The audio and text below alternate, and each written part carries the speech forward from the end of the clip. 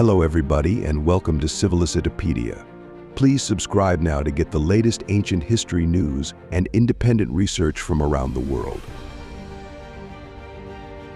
A mummified fetus, identified within the leathery womb of an ancient Egyptian pregnant mummy, was preserved for more than 2,000 years. Now, scientists have described the unusual processes that led to its preservation. The Warsaw Mummy Project was launched in 2015 by a team of bioarchaeologists from the University of Warsaw. Their website says they aim to thoroughly examine human and animal mummies from ancient Egypt at the National Museum in Warsaw. In April 2021, the BBC announced that a team of Warsaw Project researchers published an article in the Journal of Archaeological Science, revealing the first documented case of a pregnant ancient Egyptian mummy and its mummified fetus. The 2,000-year-old mummy, currently on display at the National Museum in Warsaw, was at first believed to be the remains of Hord Jaguari, a high priest of Ammon from the time of Amos I, who lived at the beginning of the 18th dynasty 1539 to 1292 BC. However, in 2016, the Warsaw Project announced that the mummy was in fact that of an embalmed pregnant woman who was in the 26th to 30th week of her pregnancy when she died and was mummified. The mummified fetus is a world first for ancient Egyptian soft tissue. Back in April 2021, we covered the publication of the scientists' first study of the pregnant mummy.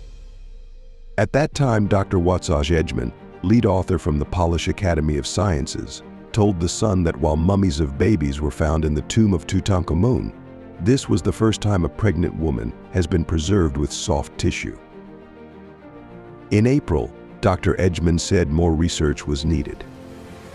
Now, the same team is back in the headlines, having done the aforementioned research on the mummified fetus, and they say the mysteries of the pregnant mummy only exist because of an unusual chemical process that led to the fetus being pickled and trapped in time. Mummified fetus survived thanks to after-death natron powder.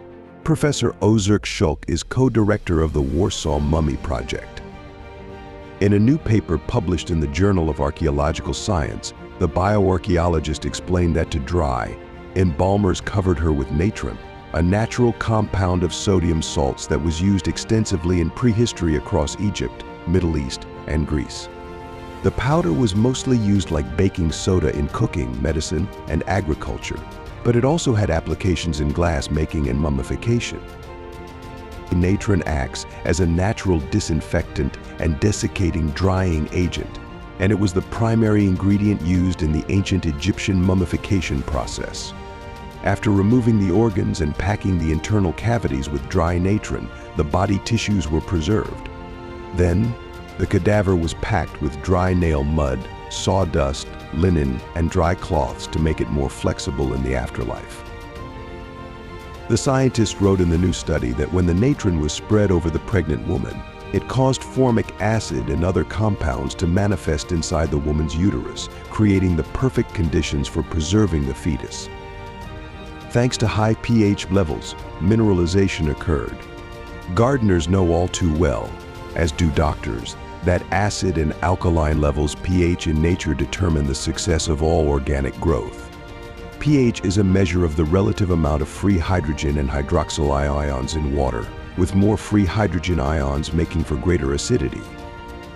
During life, high pH acid in your blood is called acidosis. Low pH alkaline is called alkalosis, and both can lead to severe kidney complications.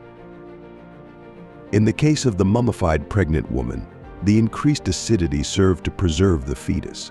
Because of several chemical processes related to decomposition, say the scientists, the pH level inside the woman's body shifted from an alkaline to a more acidic environment.